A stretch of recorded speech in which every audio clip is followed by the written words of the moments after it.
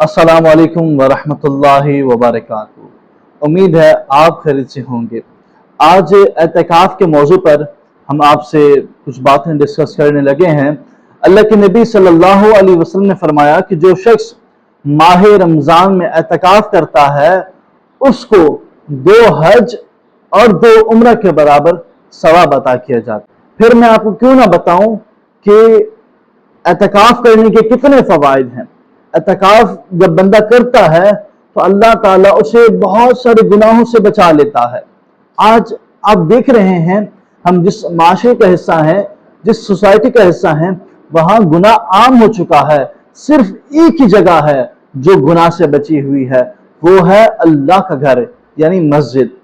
और हम जब मस्जिद में होते हैं तो सबसे बड़ा बेनिफिट जो है, सबसे बड़ा फायदा वो ये है कि हम नमाज को, जमात को पा लेते हैं और हम मुसलसल अल्लाह के हुजूर हाजिर रहते हैं इस नियत से कि हम इबादत में मशगूल रहेंगे। मेरे दोस्तों, हम एतकाफ में होते हैं तो लगवियात से, फजूलियात से बच जाते हैं, गीबत से, चुगली से, गाली गलौज से बच जाते हैं। मेरे दोस्तों, ये बहुत अहम मौका है और अल्लाह की तरफ से खास तोहफा है।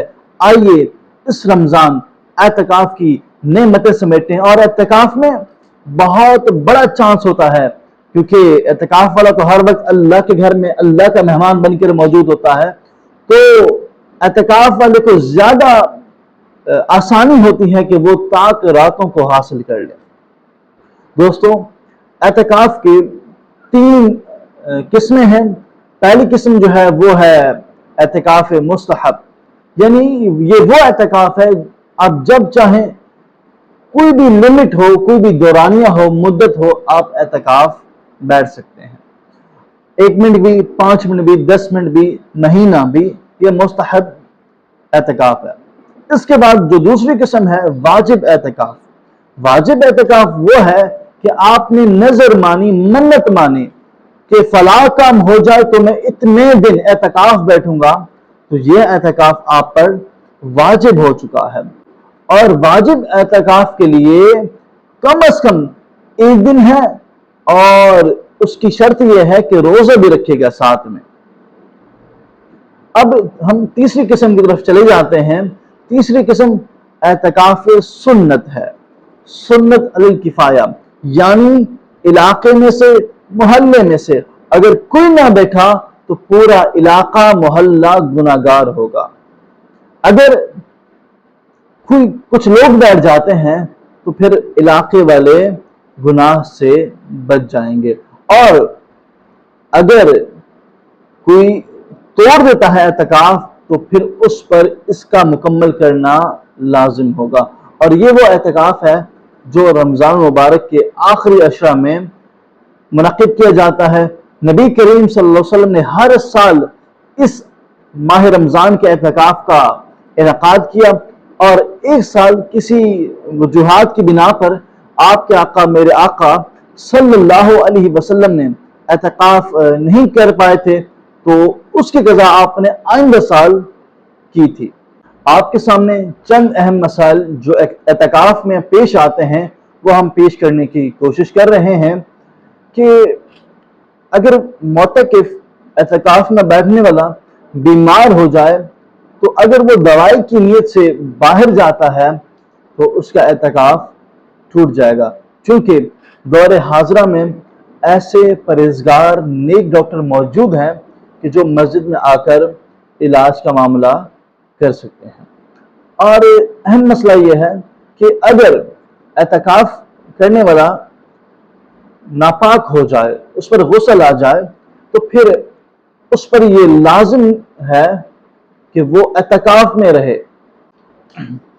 अगर एतकाफ करने वाले पर गुस्ल हो जाए या वो नापाक हो जाए तो इससे एतकाफ नहीं टूटेगा, चाहे वो नापाकी इस पर दिन की हालत में आए या रात के वक्त आए, और कितनी बार ही क्यों ना आए उसका एतकाफ नहीं टूटेगा।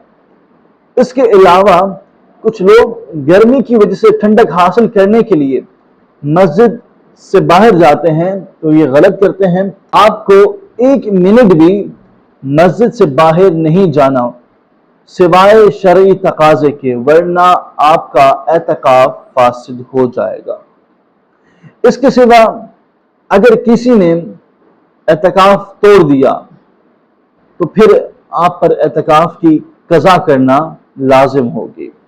اور دوسرا مسئلہ یہ سماعت فرما لیں آپ، اگر معتکف نے، اعتکاف کرنے والے نے جان بوجھ کر کھانا کھا لیا تو روزہ بھی ٹوٹ جائے گا اور اعتکاف بھی ٹوٹ جائے گا، اور اگر ہاں بھول چوک سے کھا لیا تو نہ اعتکاف ٹوٹے گا نہ ہی روزہ ٹوٹے گا۔ پھر اس کے بعد بتایا گیا کہ اگر اعتکاف والے کو خیال نہ رہے کہ وہ اعتکاف میں ہے اور وہ مسجد سے باہر چلے جائے تو اس صورت میں بھی اعتکاف نہیں ٹوٹے گا۔ اس کے لیے حکم یہ ہے کہ جیسے اسے یاد آ جائے کہ میں اعتکاف میں ہوں تو فوراً جا کر مسجد میں اپنے جو مقام ہے وہاں جمع ہو جائیں۔ اعتکاف کرنے والا بھول گیا ہے کہ وہ اعتکاف میں بیٹھا ہے اور وہ مسجد سے باہر چلا جاتا ہے، تو جیسے اسے یاد آتا ہے کہ وہ حالت اعتکاف میں ہے تو فوراً وہ مسجد کی طرف واپس لوٹ جائے، تو اس صورت میں وہ گناہگار نہیں ہوگا، نہ ہی اس کا اعتکاف ٹوٹے گا۔